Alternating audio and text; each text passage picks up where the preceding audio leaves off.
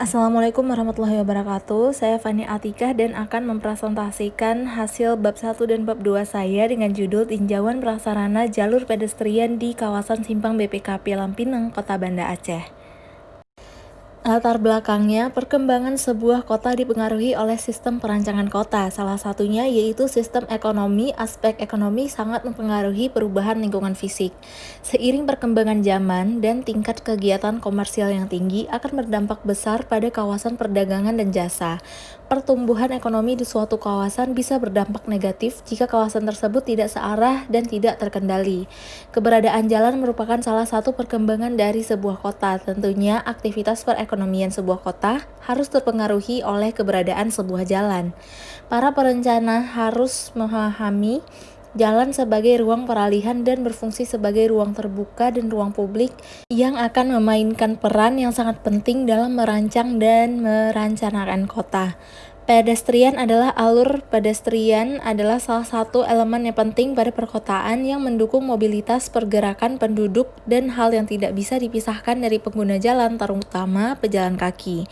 Jalur pedestrian saat ini dapat berupa trotoar, pavement, sidewalk, pathwalk, plaza, dan mall. Jalur pedestrian yang baik harus dapat menampung setiap kegiatan pejalan kaki dengan lancar dan juga aman. Sistem pedestrian yang baik akan mengurangi ketergantungan pada kendaraan bermotor di pusat kota, menambah pengunjung ke pusat kota, sehingga meningkatkan atau mempromosikan sistem skala pada manusia dan juga menciptakan kegiatan usaha yang lebih banyak dan juga membantu meningkatkan kualitas udara. Simpang BPKP kawasan Lampinang, Kota Banda Aceh. Kawasan ini merupakan kawasan komersial dari Simpang BPKP Lampinang. Masyarakat bisa mengakses ke beberapa tujuan penting, yaitu sekolah, kantor, perumahan, dan kampus. Banyak juga aktivitas-aktivitas yang terjadi pada kawasan jalan ini, terutama kawasan pedagang kaki lima yang hampir di setiap persimpangan muncul pedagang kaki lima. Untuk latar belakang di atas, dapat disimpulkan bahwa permasalahan yang terjadi di Simpang BPKP Lampinang ini adalah bagaimana pengaruh aktivitas pendukung, khususnya pejalan kaki terhadap prasarana pedestrian yang ada di kawasan Simpang BPKP Lampinang, dan juga bagaimana kondisi prasarana pedestrian di kawasan Simpang BPKP Lampinang. Dan untuk tujuan penelitian ini sendiri adalah mengetahui pengaruh aktivitas pendukung, khususnya pejalan kaki terhadap prasarana pedestrian, dan juga mengkaji seberapa besar pengaruh kondisi prasarana pedestrian di kawasan Simpang BPKP Lampinang. Manfaat dari penelitian ini adalah untuk pemerintah sebagai informasi dan kajian di dalam permasalahan yang terjadi di Simpang BPKP kawasan Lampinang. Hal ini dimaksudkan akan terjadi perubahan atau penambahan di kawasan tersebut yang sesuai dengan ketentuan yang berlaku. Dan penelitian ini untuk pengembangan ilmu pengetahuan adalah sebagai informasi dan wawasan kepada para pembaca untuk mengetahui permasalahan dan bagaimana cara mengatasinya. Untuk ruang lingkup penelitiannya itu berada di kawasan Simpang BPKP Lampinang, Kecamatan Ulekaring, Kota Banda Aceh. Lingkup penelitian ini untuk melihat pengaruh aktivitas pendukung terhadap pejalan kaki, dan juga lokasi penelitian ini berada di sepanjang 4 koridor jalan dengan radius masing-masing lebih kurang 200 meter dari lingkaran Simpang BPKP Lampinang, Kota Banda Aceh. Untuk penelitiannya sendiri merupakan penelitian kualitatif deskriptif dengan menggunakan wawancara terhadap orang-orang di kawasan tersebut dan terhadap pengguna jalan. Selanjutnya ada sistematika penulisan, yaitu adapun sistematika penulisan tugas akhir penelitian ini adalah untuk bab 1 itu ada pendahuluan, bab 2 ada kajian pustaka, dan ada bab 3 untuk metode penelitian. Selanjutnya ini merupakan kerangka pikir penelitian tabel yang telah saya kerjakan pada tugas yang telah diberikan oleh Pak Mirza Fuadi pada minggu lalu. Untuk bab 2-nya sendiri, teori perancangan kota merupakan suatu perpaduan kegiatan antara profesi perencana kota, arsitektur, lanskap, rekayasa sipil, dan transportasi dalam wujud fisik. Perancangan kota lazimnya lebih memperhatikan bentuk fisik kota.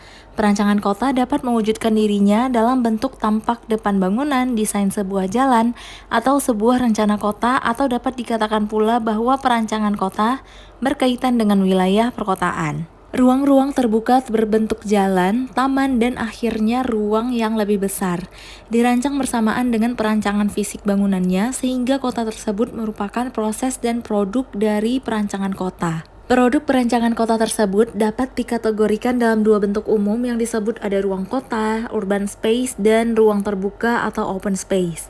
Teori perancangan kota dalam aspek perancangan kualitas ruang kota diperlukan sebagai arahan perancangan kawasan kota.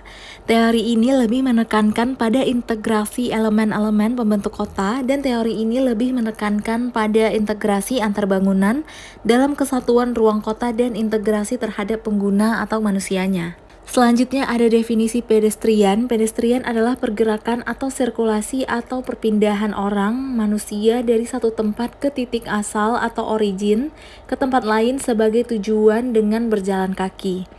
Jalur pedestrian adalah ruang pejalan kaki baik yang terintegrasi maupun terpindah dengan jalan yang peruntukan untuk prasarana dan sarana pejalan kaki serta menghubungkan pusat-pusat kegiatan atau fasilitas pergantian moda. Selanjutnya ada jenis-jenis pedestrian. Yang pertama ada jalur pejalan kaki. Ini adalah ruang yang digunakan untuk berjalan kaki atau berkursi roda bagi yang penyandang disabilitas secara mandiri dan dirancang berdasarkan kebutuhan orang yang untuk bergerak aman, mudah, nyaman, dan tanpa hambatan. Lalu yang kedua ada halte, merupakan sebuah bangunan beratap terletak di median jalan yang digunakan untuk pergantian moda, yaitu dari pejalan kaki ke kendaraan umum. Selanjutnya ada rem tepi jalan, yaitu merupakan alat bantu yang memudahkan pergerakan di atas penyangga yang lebih rendah. Selanjutnya ada guiding block, yaitu pedestrian juga harus dilengkapi dengan kebutuhan para penyandang disabilitas untuk memudahkan mereka melakukan pergerakan. Selanjutnya ada vegetasi, yaitu jalur pejalan kaki juga harus dibuat sedemikian rupa sehingga apabila hujan permukaannya tidak licin dan tidak terjadi genangan air sehingga membuat para pejalan kaki kesulitan atau kesusahan. Vegetasi ditempatkan pada jalur tanaman minimal 150 cm. Lalu ada lampu penerangan. Lampu penerangan terletak di luar ruang bebas jalur pejalan kaki dengan jarak antar lampu penerangan yaitu 10 meter. Lalu ada tempat duduk. Tempat duduk juga sangat dibutuhkan dan terletak di luar ruang bebas jalur pejalan kaki dengan jarak antar tempat duduk yaitu 10 meter.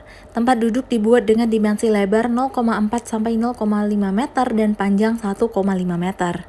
Lalu ada pagar pengaman. Pagar pengaman terletak di luar ruang bebas jalur pejalan kaki pada titik tertentu yang memerlukan perlindungan, dan pagar ini dibuat dengan tinggi 0,9 meter. Selanjutnya ada tinjauan prasarana pada pedestrian. Penyediaan berdasarkan fungsi jalan dan penggunaan lahan. Penyediaan prasarana jaringan pejalan kaki dibutuhkan pada setiap jenis fungsi jalan, terutama pada jalan arteri dan jalan kolektor, serta terkait dengan penggunaan lahan yang dilaluinya. Kebutuhan pengembangan prasarana jaringan pejalan kaki berdasarkan fungsi jalan serta penggunaan lahan.